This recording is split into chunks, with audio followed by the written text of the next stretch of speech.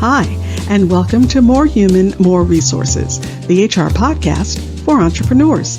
I'm Vicki Brown, your host and CEO of Vidamaneo Enterprises. As a serial entrepreneur, I understand that having the right expert help has been critical to my success. That's why I'm dedicated to telling you, in plain language, what's going on in the world of HR that might impact your business and what you need to do about it, with real actionable tips to help you master that list of must-dos and grow your leadership muscle. First things first, the information contained in this podcast is provided for general purposes only and is not to be considered legal advice. Your decision to adopt or not adopt any practice or procedure mentioned in this podcast is solely yours, and we bear no responsibility for the outcome. We urge you to always consult legal counsel and other appropriate licensed professionals. And with that, let's get into the show.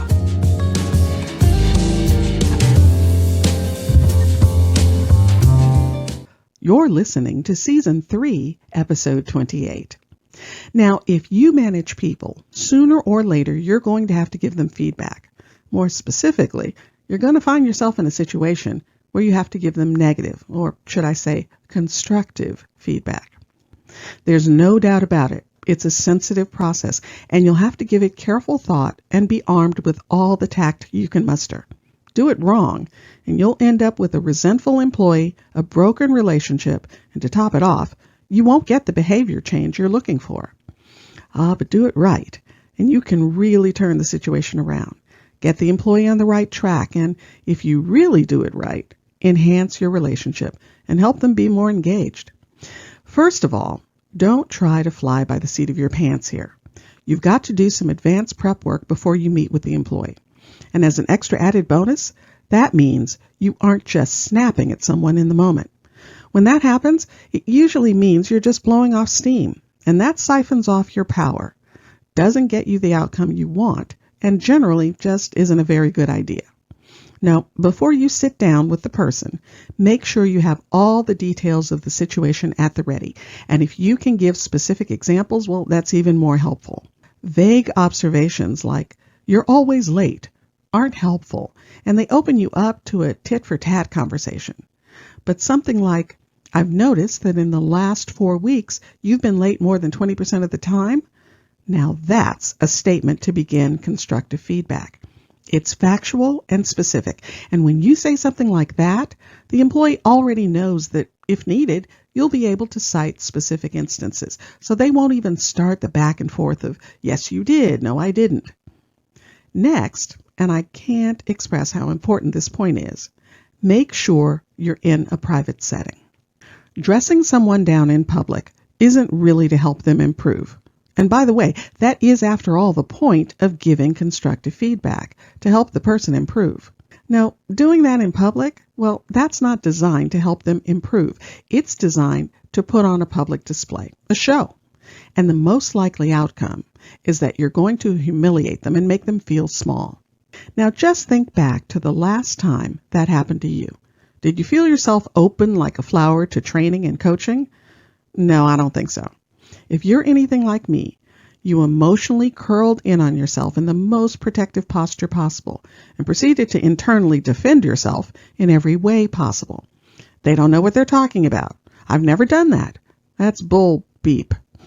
Believe me, I wasn't open to really looking at the criticism, feedback, in a positive way. More like I became an expert at rationalizing it away. So remember, do it in private. This is communication just for you and the person. You don't need an audience. Be clear, direct, and specific about what the cause is. Like I mentioned earlier, being vague isn't helpful and can only cause problems in the communication. Now, on the flip side, don't be overly critical or use language that's overreaching. And whenever possible, use specific examples to clarify your points.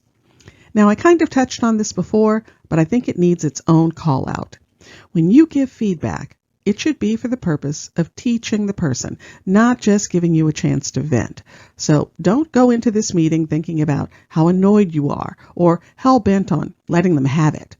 That is not, I repeat, is not the purpose of giving constructive feedback.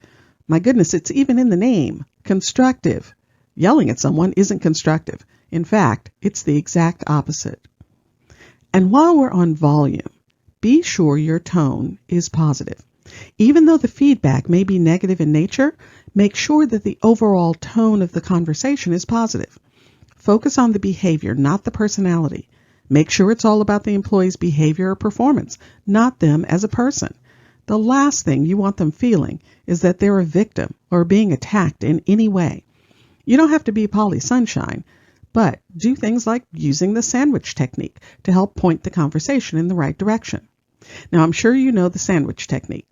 It's when you start the conversation with something positive, then address the area for improvement, that's the negative feedback part, and then end with something positive.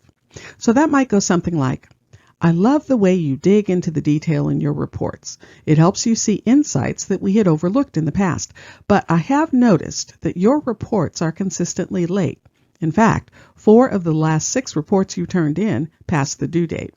It's great that you have control of the data, but I need you to exercise that same control over time management to be successful with this reporting.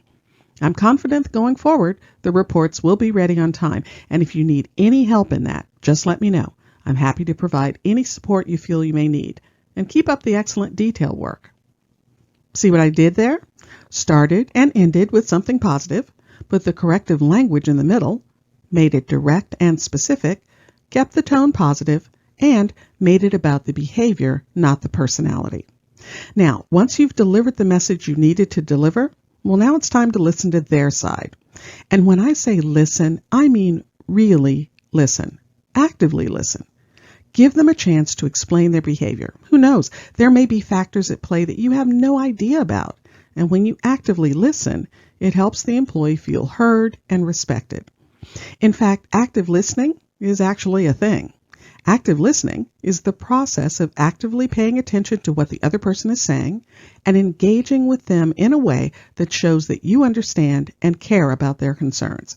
This means putting away distractions, making eye contact, and asking follow-up questions to clarify any points that are unclear or that you don't quite understand. So active listening will play a huge part in giving constructive feedback.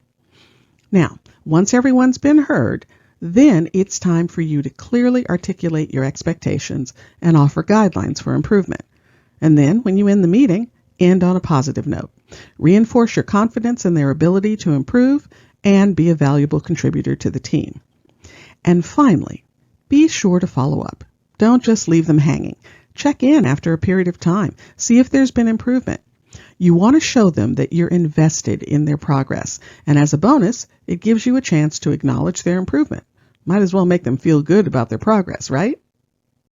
If you found this information helpful, please leave a review and tell a friend.